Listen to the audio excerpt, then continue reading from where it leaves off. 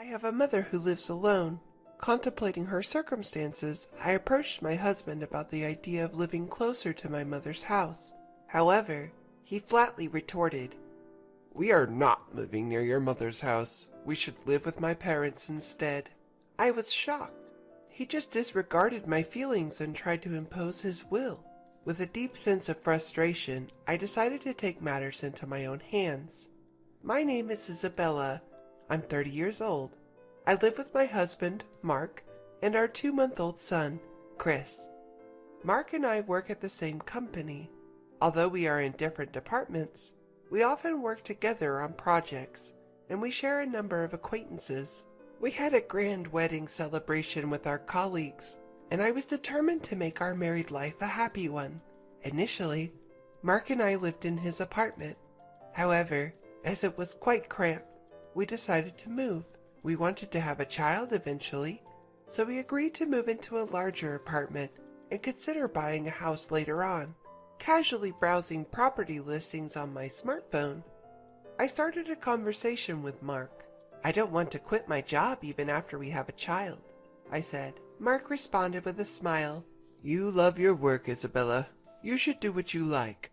"But it seems that the competition for daycare spots is pretty high. We have to think about that too if I'm planning to return to work." "Well, I guess you're right. We'll figure it out somehow," Mark nonchalantly replied, fiddling with his smartphone. I then decided to bring up an idea that I had been contemplating for a while. "You know, there's something I've been wanting to talk about," I began. "Oh? What is it?" he asked. "I'd like us to live closer to my mother's house, just in case something happens." "Why would we do that?" he inquired. "Well, you know my father passed away a few years ago, so my mother is living alone now. I want to be able to rush over if something happens." "Your mother seems fine. There's no need to worry about that now." "Well, yes, but I think it's better to have someone close by who can support us when we have a child." His response was noticeably reluctant. I tried to persuade him further. "If it's just the two of us raising the child, it could be quite difficult, right? If my mom is nearby, I believe it'll ease your burden," I insisted. "Nah, I can't do that," he countered. "What? Why not?" "Because if we live near her mom, we'll have to see her often. That would be stressful." "I understand your concern, but I promise I'll try my best not to burden you." "When we have a child, you won't be able to work for a while, which means we'll be living on my income alone, right? So why should I have to deal with the extra stress?" "Well," in response to my silence, he coldly stated, "We're not moving anywhere near your mother's house." "But," I protested, "after giving birth, you won't be able to contribute to the rent or the living expenses, right? Yet, you're the only one thinking about what's convenient for you. Don't you think that's a bit selfish?" "Hold on, what kind of logic is that? Sure, I wouldn't be able to work for a few months after giving birth, but does he really need to be so negative about it? Don't you think we should try harder to cooperate as a married couple?" My husband's actions didn't make any sense, and I felt that if I continued to speak up, things would not progress in a positive way. We're newlyweds. I don't want to quarrel at this point. "Fine. I got it." Leaving these words behind, I left the room. I couldn't bear this atmosphere any longer. Eventually, I gave up on living near my mother's home and decided to settle in an area close to both of our workplaces. After moving, work and our marital relationship were going fairly well, and we were leading relatively peaceful days. One day, I found out I was pregnant. My work was going well, so I felt a little guilty, but my child was my top priority. Taking handovers into account, I worked up until the last possible moment before my family leave. Since I had more free time after starting my family leave, I started visiting my mother more often. My husband Mark was coming home past midnight almost every day due to overtime work. If things continued this way, I would undoubtedly have to single-handedly raise our child after giving birth. As it would be my first child, everything was new to me and I felt a lot of anxiety. One day, I was visiting my mother at home and I blurted out my real feelings to her. "Mom, I'm really looking forward to the baby coming, but I'm also very anxious. What's wrong, Isabella? That's not like you. You have Mark, don't you? Mark seems busy with work, and when I asked him to take care of our baby together after giving birth, he yelled at me, saying, "How can I, a man, do that?" As I explained, my voice trembled and my mother looked worried. I decided to express my feelings clearly to my mother. "Hey, Mom, can I come back here for a while after the baby is born?" "Well," my mother tilted her head and thought for a moment. "It's going to be tough at first, and it would be a bit of a hassle for me to commute to your place every day. I would be grateful if you could come over to our house, Isabella." "Really? Can I stay?" "Of course.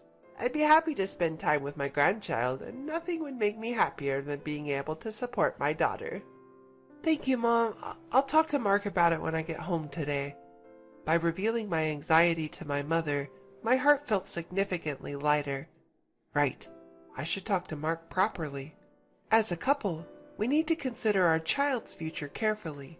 That night, I talked to Mark about the situation with my mother. However, his reaction was not what I was hoping for. "What?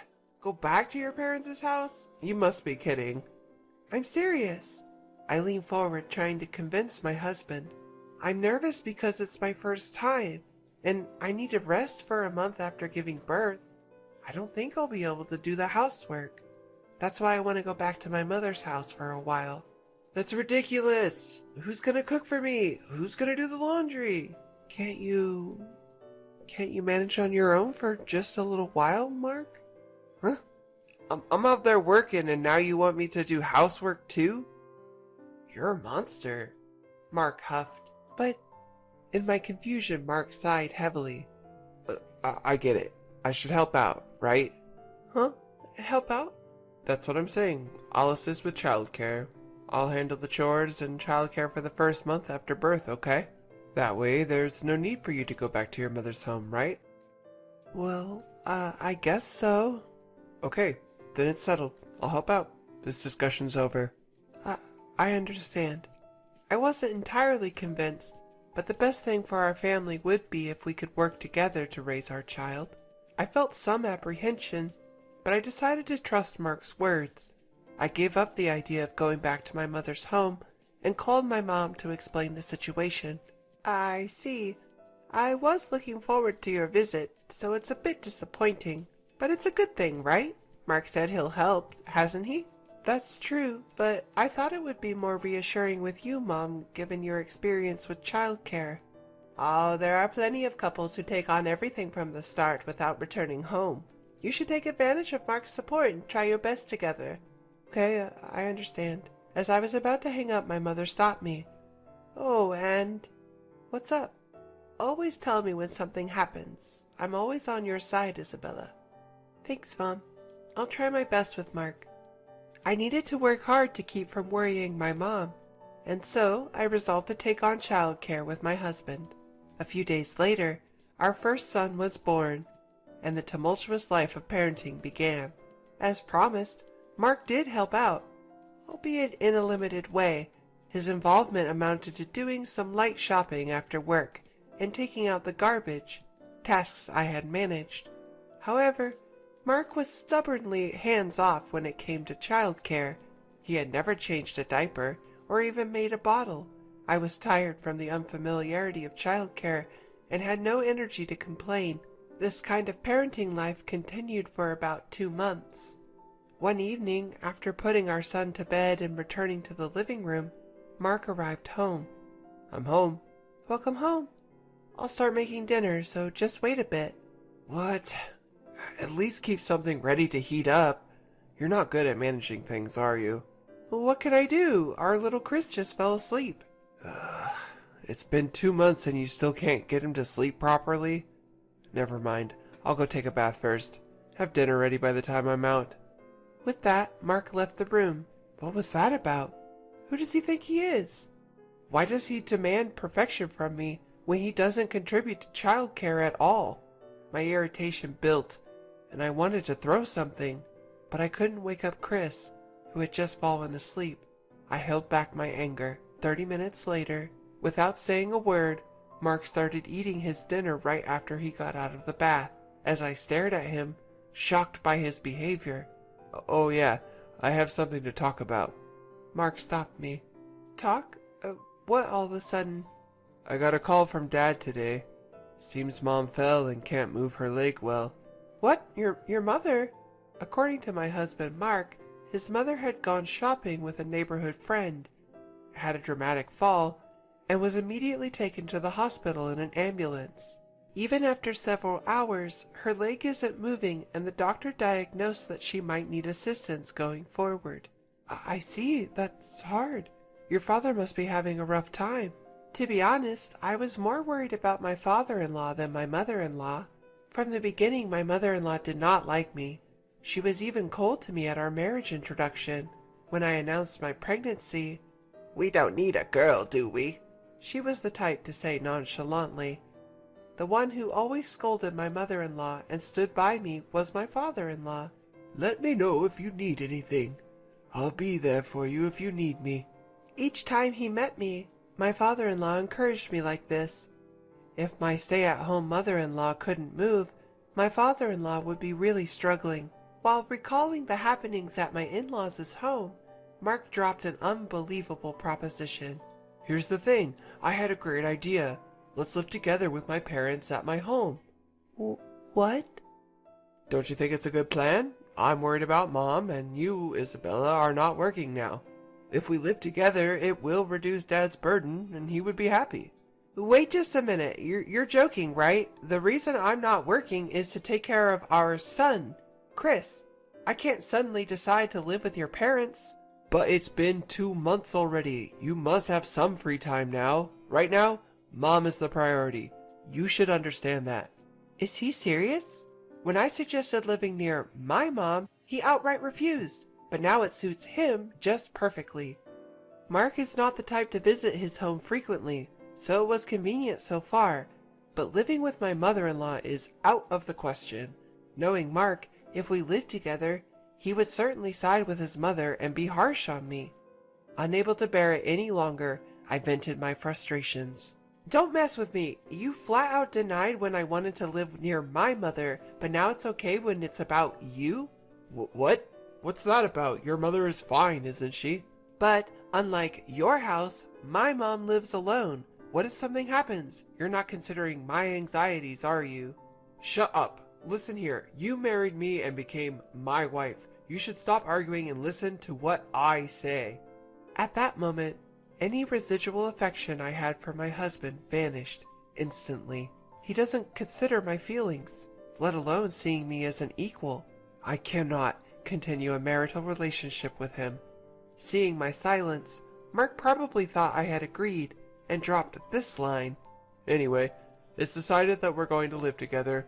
We're moving as soon as possible, so get the stuff packed by tomorrow." "I understand." "You should have just obediently listened to me from the start."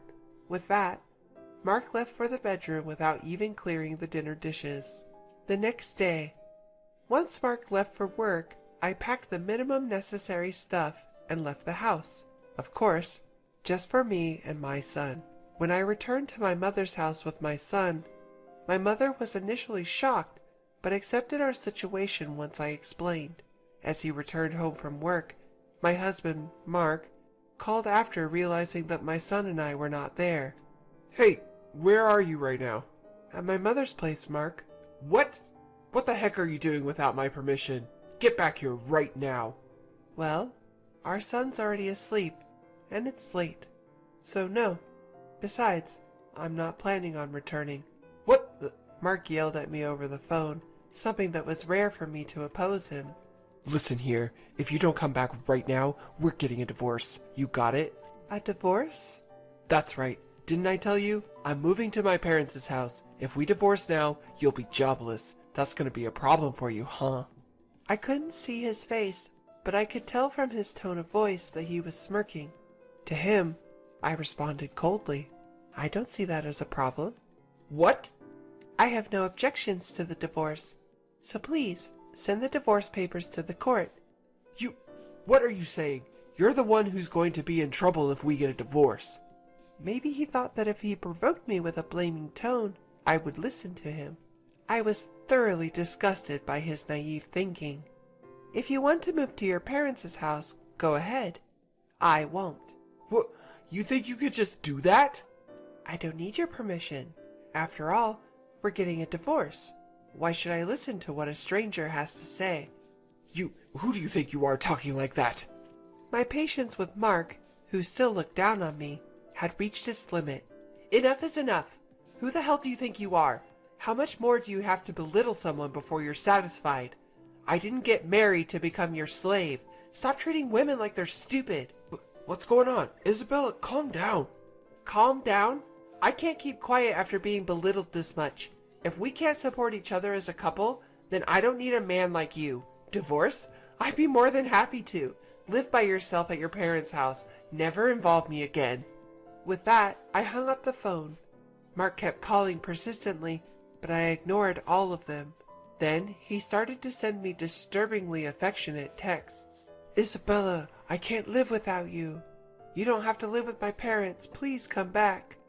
I understand. Let's live with your mother, just the three of us. 1 month later. His love messages abruptly stopped, and he unexpectedly agreed to the divorce.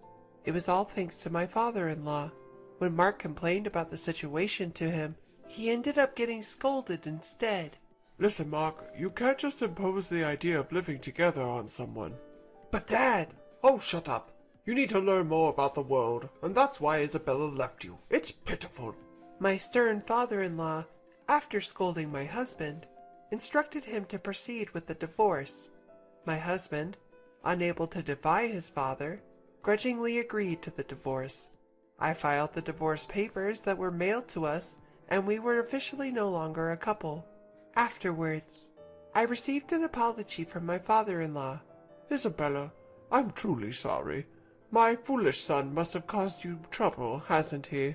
It's all right, sir. It's all water under the bridge now. Live your life your way, Isabella, and thank you for everything. I can't express enough the gratitude to my father-in-law, who has shown nothing but respect until the end. The woman I am today is thanks to him.